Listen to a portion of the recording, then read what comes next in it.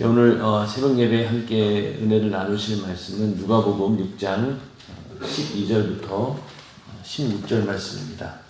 이때 예수께서 기도하시러 산으로 가사 밤이 맞도록 하나님께 기도하시고 밝음에 그 제자들을 부르사 그 중에서 12를 택하여 사도라 칭하셨으니 곧 베드로라고 이름 주신 시몬과 및 그 형제 안드레와 및 야고보와 요한과 빌립과 바돌로메와 마테와 도마와 및 알페오의 아들 야고보와 및 셀롯이라 하는 시몬과 및 야고보의 아들 유다와 및 예수를 파는 자들 가롯 유다라. 아멘.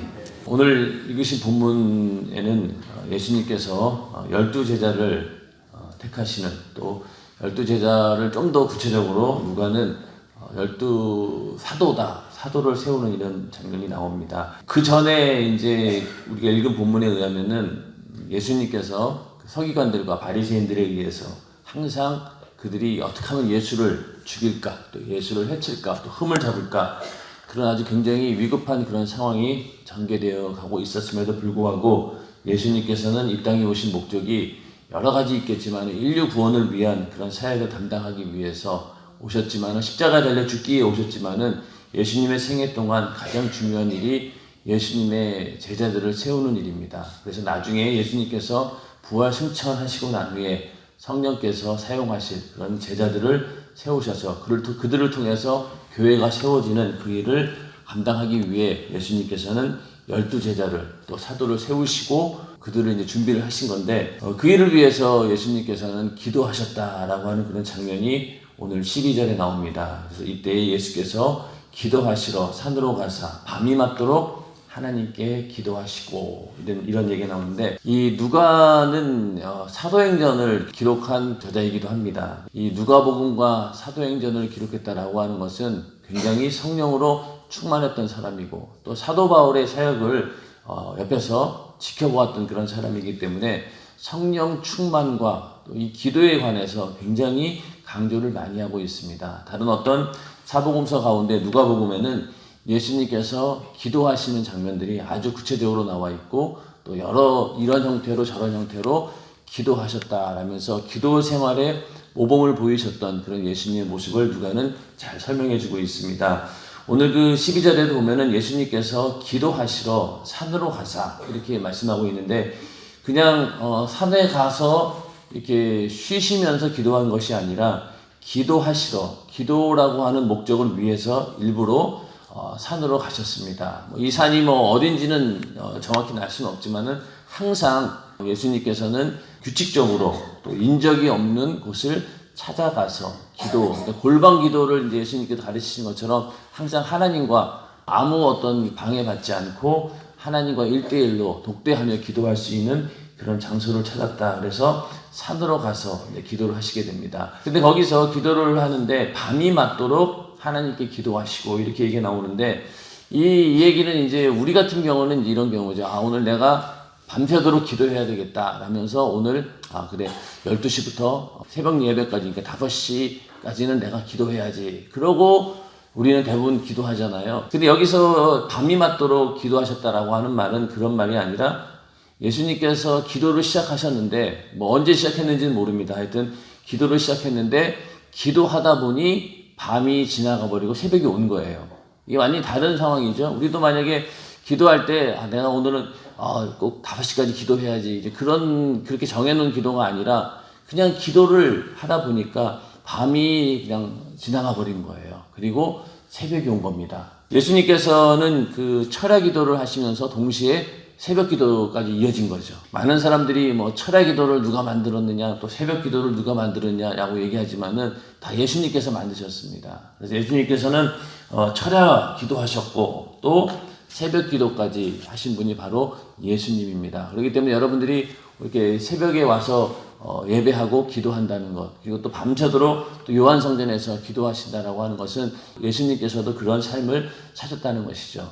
근데 예수님께서 그 산으로 기도하기 전에 이렇게 사역들을 보면은 굉장히 분주하게 사역을 하신 분입니다. 수많은 병자들이 몰려왔고 그들을 일일이 손을 얹고 기도하시고, 또 이런 여러 가지 그 사역이 지금처럼 이렇게 뭐 편안한 그런 가운데 있던 그런 시대가 아니지 않습니까? 굉장히 육신으로는 힘들고 어렵고 또 그런 상황이었는데도 불구하고 예수님께서는 밤이 맞도록 기도하셨다라고 이렇게 성경은 분명하게 기록하고 있습니다. 우리에게도 이러한 기도의 능력이, 예수님과 같은 기도의 능력이 우리 안에도 충만하기를 예수님의 이름으로 축원합니다.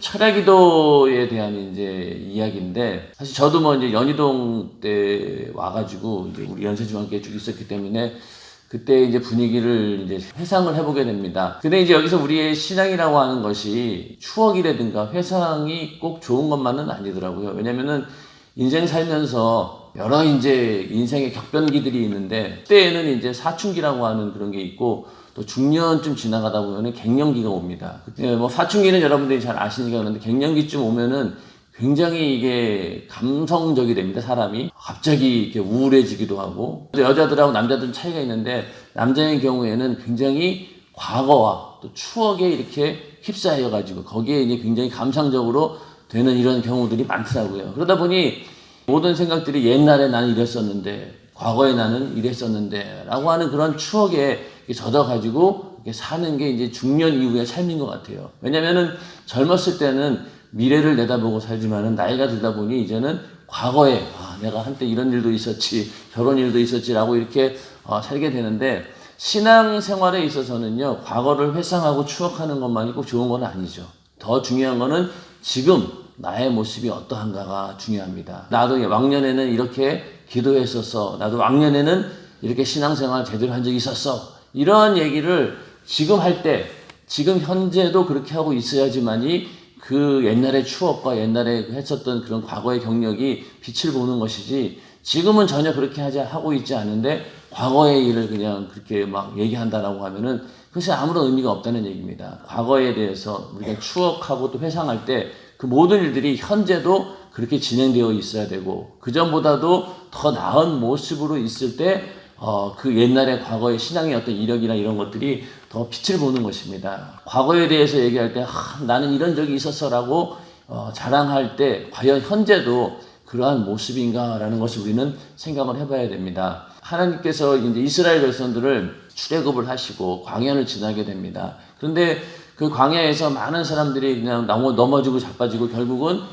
믿음이 없어서 하나님 앞에 그 믿음이 없어서 결국은 가나안 땅에 다 들어가지 못합니다. 그 가운데 1세대들, 출애굽 1세대 중에서 가나안에 들어간 사람은 여호수아하고 갈렙밖에 없었죠. 그래서 여호수아는 어떤 지도자로서의 그런 능력이 있었고, 그 가운데 또 갈렙이라고 하는 사람은 우리가 성경을 보면은 어떤 인상을 가지고 있냐면은 그가 나이가 먹었음에도 불구하고 이제 가나안 땅에 들어왔어요. 들어온다고 끝이 아니죠. 거기 있는 주변에 있는 수많은 나라들을 정복을 해야 됩니다. 그런데 그 정복하는 가운데 이 많은 사람들이 두려워했어요. 특히 어떤 지역은 그 지역에 있는 이방인들이나 이런 그 족속들이 너무나 강해 보였기 때문에 그들을 정복하려고 선뜻 나서지를 않았습니다. 그런데 그 갈렙이라고 하는 사람은 나이가 굉장히 연로했던, 그러니까 어떻게 보면 이미 이제 2세대들에게 물려주고 자기는 이제 일선에서 물러나야 될 그런 사람에도 불구하고 그 나이에도 불구하고 저 산지를 내게 주소서 라면서 아무도 정복하려고 하지 않았던 그 땅을 달라면서 사모하는 마음을 가지고 끝까지 그가 하나님을 향한 그런 신앙을 불태우는 모습을 보게 됩니다. 그래서 우리의 신앙도 이 갈렙처럼 언제나 현역이어야 된다는 얘기죠. 나는 이제 은퇴했어 라고, 나는 이제는 뭐 일선에서 물러났어, 이런 게 아니라 지금도 역시 여전히 하나님을 향한 그 사모하는 마음이나 그 신앙의 열정이 식지 않고 계속 진행이 되고 있는 상태. 그러다가 정말로 하나님께서 부르실 때, 부르심을 입어서 갈 때까지 그러한 모습으로 있는 것이 가장 바람직한 신앙인의 모습입니다. 그래서 우리도 그렇게 열정이 식지 않고 갈렙처럼 끝까지 더 하나님을 향해서 사모하는 그런 열정을 가지고 끝까지 신앙생활하는 우리 모두가 되기를 주님의 이름으로 축원합니다. 그래서 이제 연희동에 관한 이제 추억을 이제 회상을 해보면은, 그때는 이제 철야 기도가 있었어요. 그래서 12시에 딱 12시가 되면 이제 철야 예배가 시작이 되었는데, 그 전까지 교회에 이제 딱 들어가긴, 저는 그때 학생이었기 때문에 학교 갔다가 마치고 이제 교회로 와보면은 그때 뭐 한 저녁 때쯤 되었던 것 같아요. 저녁 때가 되면은 사람들이 이렇게 와 있어요. 와서 기도를 합니다. 그때는 뭐 기도 음악이 있었던 것도 아니고 앞에서 누가 기도를 인도해 주는 것도 아니었고 그냥 오는 대로 앉아서 이제 기도를 한 거예요. 그러면은 뭐 다 불이 꺼져 있는 어두운 곳에서 곳곳에 이제 사람들이 모여서 기도를 합니다. 그럼 시간이 지나면 지날수록 사람들이 늘어요. 점점점 늘어가면서 이 기도 소리도 커지죠. 그러면서 어떤 사람들은 뭐 부르짖어서 기도하는 사람도 있고 또 어떤 사람은 그냥 방언으로 계속 기도하는 그 소리가 굉장히 친숙하게 들렸던 때가 있습니다. 그러니까 항상 교회에 가면은 이렇게 어두운 가운데 기도하는 사람들의 소리가 들렸고 그러다가 이제 철야 예배가 가까워질수록 점점 사람들이 많아지고 기도 소리가 커집니다. 그러면서 12시가 다 되어 가면 예배 시간이 다 되어 가면 이제 원민각지가 다 모여가지고 이제 한참 기도하다 보면은 그 기도 소리가 굉장히 커집니다. 그러면 그때 이제 많은 사람들이 뭐 한 7시나 8시쯤 와가지고 12시니까요. 꽤 많은 시간들을 기도를 하지 않습니까? 그러고 나서 이제 12시에 대해서 땡 소리가 나면은 이제 그때 우리 목사님의 그 특유의 아주 그 거친 목소리가 들려오면서 이제 말씀이 시작이 됩니다. 그러면은 여러분도 경험해 보셔야 알겠지만은 기도를 몇 시간 동안 하고 말씀을 듣는 거하고 그냥 막 와서 말씀 듣는 거하고는 천지 차이입니다. 기도를 굉장히 많이 하고 오면은 일단은 이 영적으로 굉장히 열려 있기 때문에 하나님 말씀을 들어도 똑같은 말씀을 들어도 굉장히 은혜롭게 받아지고 또 은혜를 많이 받죠. 그래서 이제 1시간 동안 그 말씀을 들으면 그 말씀이 정말로 꿀송이처럼 달다라고 하는 그런 말이 실감날 정도로 은혜로운 그 말씀입니다. 그러다 보니 그때 철야 예배가 끝나고 나면은 잠깐 쉬는 시간이 있었는데 그때 이제 목사님 설교 테이프를 사느라고 막 줄을 섰어요. 그날 철야 예배 끝나고 그날 설교 테이프가 그냥 나온 거거든요. 그러니까 그거를 살려고 그냥 또 줄을 서가지고 있다가 쉬는 시간이 끝나고 또 이제 기도를 하게 됩니다. 그때 시간이 이제 1시쯤 되잖아요. 1시 반이나 그때쯤 된 것 같아요. 그러면 그때부터 또 언제까지 기도하느냐? 새벽 예배 때까지 이렇게 계속 기도를 합니다. 그러면은 뭐 솔직한 얘기로 뭐 그 철야 예배 오신 분들 가운데 100%다 그렇게 기도하는 건 아니에요. 어떤 분들은 이제 기도하다가 중간에 뒤에 이제 의자 있는 데 가서 쉬는 분도 계시고 그러나 정말로 거기서 밤이 맞도록 기도하는 그런 성도들이 많았습니다. 그러면서 그렇게 밤이 맞도록 기도하고 또 새벽 예배 마치고 그러고 이제 일상생활로 가는 이제 그런 일들이 계속 반복되어 있었는데 그게 이제 어떻게 보면은 제대로 된 그 철야 기도였던 것 같아요. 지금이야 뭐 막 기도 음악도 틀어주고 중간에 막 또 기도 인도하는 사람이 있어가지고 계속 인도도 해주고 그렇지만은 그런 게 없었어요. 그래서 그 예전에는 그 연희동 때 망원동 때 이때만 해도 그 성도들의 한 뭐 반 이상 정도는 철야를 했던 것 같아요. 그리고 특히 이제 3일 예배나 이런 날은 그날 예배가 3일 예배 끝나고 나서 철야까지 이어서 계속 하는 성도들이 굉장히 많았습니다. 그리고 금요철야도 지금이야 이렇게 시간이 빨리빨리 끝나지만은 예전에는 정말로 그 철야 기도를 했어요. 그래서 그때도 한 1시 반 그때 기도해가지고 4시까지 새벽 예배 전까지 기도하고 그러고 나서 새벽 예배 드리고 이제 그렇게 됐었는데 그런 이제 그 예전의 일들을 생각해 보면은 많은 성도들이 자발적으로 그 철야 기도에 참여했었고 자발적으로 기도했던 때가 바로 연희동 때, 망원동 때입니다. 그때는 이제 목사님께서 막 강단에서 막 뭐라고 하지 않아도 자기들 스스로가 뭐 하루에 내가 2시간씩은 기도해야 되겠다. 그런 자원하는 마음을 가지고 기도를 했습니다. 그렇게 정말로 사모하는 마음 가지고 내가 하고 싶어서 기도를 했던 거예요. 근데 이제 오늘날 이제 교회가 많이 부흥이 되어서 많은 사람들이 이제 오다 보니까 다 마음이 같을 수가 없죠. 그러다 또 교회가 커지다 보니까 사람이 많아지고 그러다 보니 연희동 때 만약에 뭐 50% 이상이 70% 이상이 철야 기도를 했다라고 하면은 오늘날 궁동에 있는 사람들이 70%가 기도하지는 못하는 거예요. 왜? 너무나 많은 사람들이 있고 다양한 사람들이 있기 때문에. 그렇기 때문에 그 정도의 사람들을 이끌기 위해서는 어떤 경우에는 굉장히 강력하게 강단에서 말을 해야지 움직인다는 얘기죠. 그러다 보니 오늘날 좀 안타까운 일은 뭐냐면은 우리가 정말로 예전에는 그래도 사모하는 마음을 가지고 또 자원하는 마음을 가지고 기도했었는데 지금은 목사님이 하도 저러니까 가야지. 또 기도 안 한다면 또 내가 이렇게 내가 기관장이고 내가 또 직분 맡은 사람인데 안 나가면은 안 되지. 이러면서 은연중에 이 자발적인 그런 사모하는 마음보다는 의무적으로 와서 앉아있는 이런 일들이 많아졌다는 얘기입니다. 작전 기도도 그렇고 요즘에도 이제 기관별로 모여서 기도하는데 그러한 기도가 정말로 이렇게 사모하고 자발적인 마음으로 한다고 하면 얼마나 좋겠습니까? 그런데 또 이런 건 있어요. 만약에 억지로라도 와서 앉아있다 보면은 하나님께서 그 사모하는 마음을 회복시켜 주십니다. 그래서 그것 때문에 사실은 오는 거예요. 그래서 뭐 예배도 그렇고 우리의 신앙생활도 그렇지만 막 하기 싫어가지고 그래도 가야지라고 이렇게 억지로라도 순종하다 보면은 하나님께서 그 자리에 딱 왔을 때 생각지도 못한 그 은혜를 주셔서 내가 이제는 정말로 자발적으로 사모하는 마음으로 와야 되겠구나라는 그런 마음이 생기게 됩니다. 진짜 감사한 일이죠. 그런데 그렇게라도 되면은 좋은데 그렇게 만약에 안 되고 억지로 그냥 와서 자리만 앉아있고 시간만 때운다라고 하면은 그것만큼 또 이게 불행한 일은 없어요. 그래서 어떤 또 이렇게 청년들이나 보면은 와서는 앉아는 있는데 그 2시간 동안 기도하면서 계속 그냥 다른 일을 보는 거예요. 핸드폰도 보고 막 이러다 보면은 도대체 이 2시간 동안 와서 정말로 기도하러 왔는지 아니면 시간만 때우러 왔는지 이제 그런 생각들을 해보게 된다는 얘기죠. 그래서 우리 안에 이 사모하는 마음, 자발적으로 자원해서 내가 신앙생활 하겠다라고 하는 그런 마음이 우리에게 있다라고 하는 것은 굉장히 하나님 주신 큰 축복입니다. 오늘 여기 뭐 새벽 예배 오신 분들은 사실은 누가 뭐 여기 오라고 강제적으로 하는 거 없지 않습니까? 전부 다 성령의 감동에 순종해서 내가 새벽 예배 가야 되겠다. 또 가서 내가 말씀 듣고 기도해야 되겠다라는 그런 사모하는 마음, 자원하는 마음으로 오신 분들입니다. 그래서 그 마음이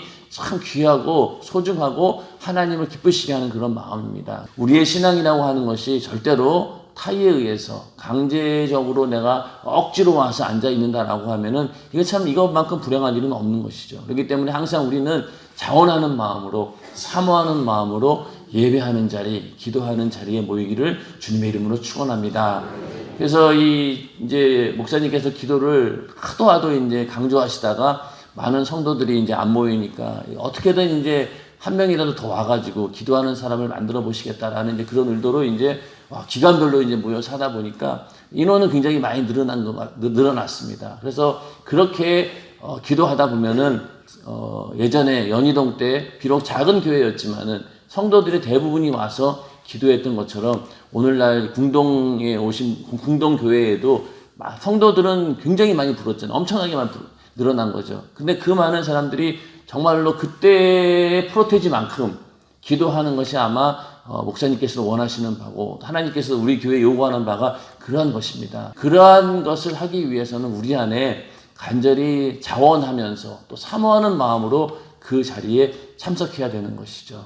작전 기도도 50일 동안 하는 동안 이게 꽤 오래되지 않습니까? 그러다 보니 이제는 점점 이게 그냥 매년 하는 어떤 의례적인 그런 행사가 돼가지고 처음에 우리가 작전 기도할 때 그 사모하는 이렇게 마음이 점점점 떨어져 가는 것을 보게 됩니다. 그럴 때마다 우리는 다시 한번 마음을 이렇게 다시 다잡아가지고 처음에 내가 정말로 사모했던 그런 모습으로 기도하는 그렇게 회복되어야 될 줄로 믿습니다. 그래서 이제 제가 연희동 왕원도 말씀을 드린 것도 아마 여기 계신 분들 가운데도 그때 신앙생활 하셨던 분들도 있을 거예요. 그러면은 그때 우리 모습으로 다시 돌아오는 거 이게 참 중요한데 저도 그렇고 이게 참 쉽지는 않은 것 같습니다. 예전처럼 다시 돌아오고 또 예전보다도 더 열심히 기도하고 또 신앙생활 하는 거 이게 어려운 일이에요. 그러나 일단은 그러한 마음의 소원을 두고 우리가 그렇게 되고자 할 때 하나님께서도 힘을 주셔서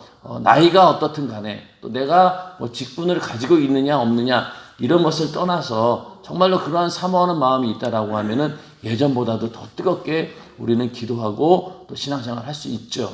그렇게 우리의 믿음이 다 처음 사랑을 회복하기를 예수님의 이름으로 축원합니다.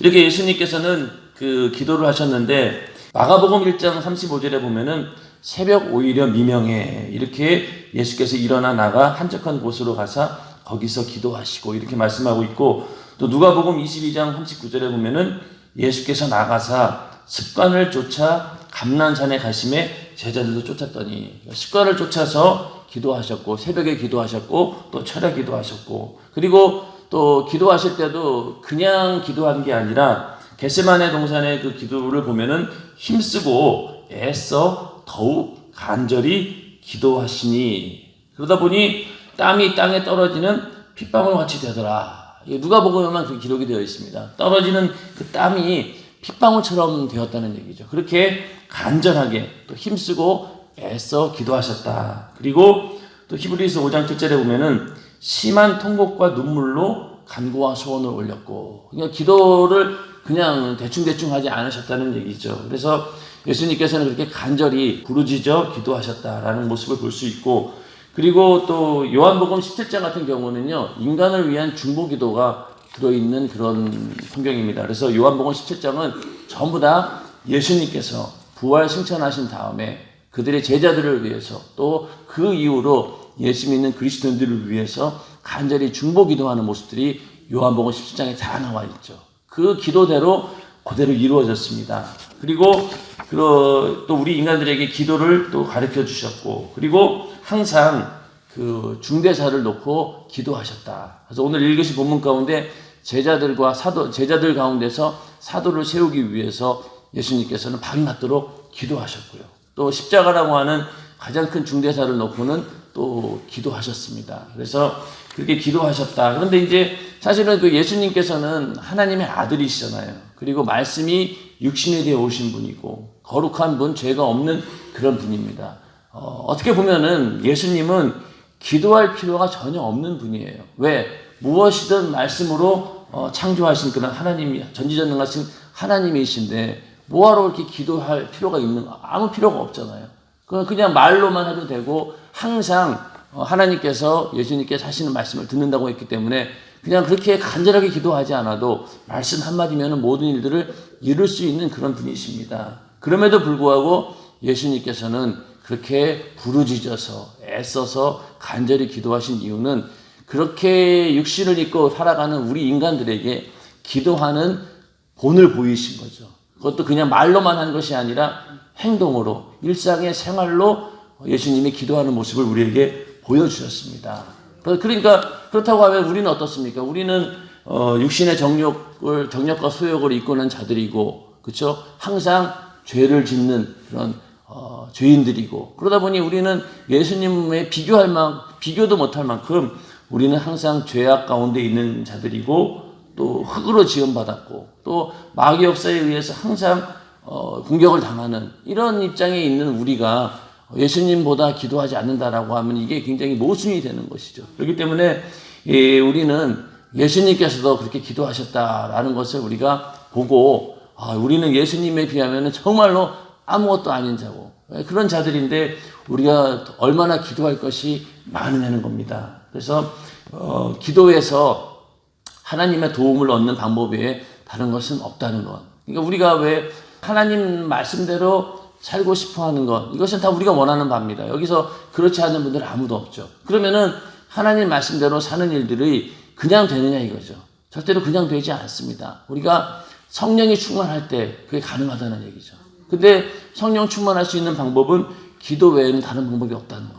그러니까 아무리 내가 신앙생활을 오래 하고 내가 교회 생활에 익숙한다 하더라도 이 성령 충만하지 않으면은 그런 일들이 내 육신의 소욕과 정욕에 이끌려서 뭐 교회에 내가 얼굴을 세우기 위해서 또 교회에 내가 의를 드러내기 위해서 그렇게 신앙생활을 할 수는 있지만은 정말로 사모하는 마음 가지고 처음에 그 열정을 가지고 그렇게 신앙생활 하기는 어렵습니다. 그렇기 때문에 성령 충만해야 된다는 얘기죠. 성령의 힘으로 할 때만이 우리가 온전히 하나님께 올려드리는 그런 신앙생활이 될 수 있다는 것. 그렇기 때문에 우리가 이제 그 신앙생활을 하고 또 기도하는 이 모든 일들을 우리가 하나님이 주시는 힘으로 또 성령의 감동대로 할 때 그것을 하나님께서는 기뻐 받으십니다. 근데 만약에 성령 충만함으로 기도를 통해서 성령 충만함을 하지 않고 내 뜻대로 하게 되면은 항상 그 안에 육신의 소욕과 정욕이 들어가 있고 그러다 보니 열심히 충성하다가도 마음이 상하고 기분이 나빠지면은 결국 그것을 금방 포기해버리고 그리고 항상 교회에 와서 충성도 하고 기도도 하고 신앙생활 하는 것처럼 보이지만은 그 안에 여러 가지 몹쓸 것들이 들어있다는 얘기죠. 남을 판단하고 비판하고 비난하고 그리고 끊임없이 겉으로는 내내 하면서도 속으로는 불만 불평을 가지고 교회에 대해서 그런 일들이 우리 안에 계속 있으면서도 겉으로는 그냥 내가 이 교회의 중직이니까 하면서 웃는 얼굴로 있지만은 속은 그렇지 않다는 얘기죠. 그러나 성령이 충만하면 어떻습니까? 속이나 겉이나 똑같습니다. 어떠한 상황이라도 흔들림이 없고 변화가 없지요. 우리의 행동과 또 마음이 일치되는 방법은 성령 충만, 또 그 일을 위해서는 기도하는 것 외에는 다른 방법이 없다는 것. 여러분들 너무나 잘 아시는 내용이 제가 이렇게 굳이 얘기하지 않아도 여러분들은 잘 아실 겁니다. 그러나 하여튼 예수님께서 오늘 기도하신 그런 모습들을 다시 한번 우리가 말씀을 통해서 생각해 보면서 우리도 이런 기도의 능력을 가지고 항상 기도에 승리하는 우리 모두가 되기를 예수님의 이름으로 축원합니다. 지금 기도할 때 주님 나에게도 예수님처럼 밤이 맞도록 기도할 수 있는 그런 영역을 주시옵소서. 또 늘 기도할 때마다 사모하는 마음, 자원하는 마음 가지고 내가 처음 예수 믿고 정말로 그 사모하는 마음으로 기도했던 그때로 돌아갈 수 있도록 처음 사랑을 회복하여서 늘 기도할 때마다 하나님을 향해 진실함이 쏟아지는 그런 기도할 수 있게 해달라고 여러분 기도하시고 또 여러분들이 가지고 있는 여러 가지 문제들 놓고 또 담임 목사님의 강건함을 위해서 또 곧 있을 토고 성회를 위해서 이 시간 주여 삼창하시고 기도하겠습니다. 주여 주여 주여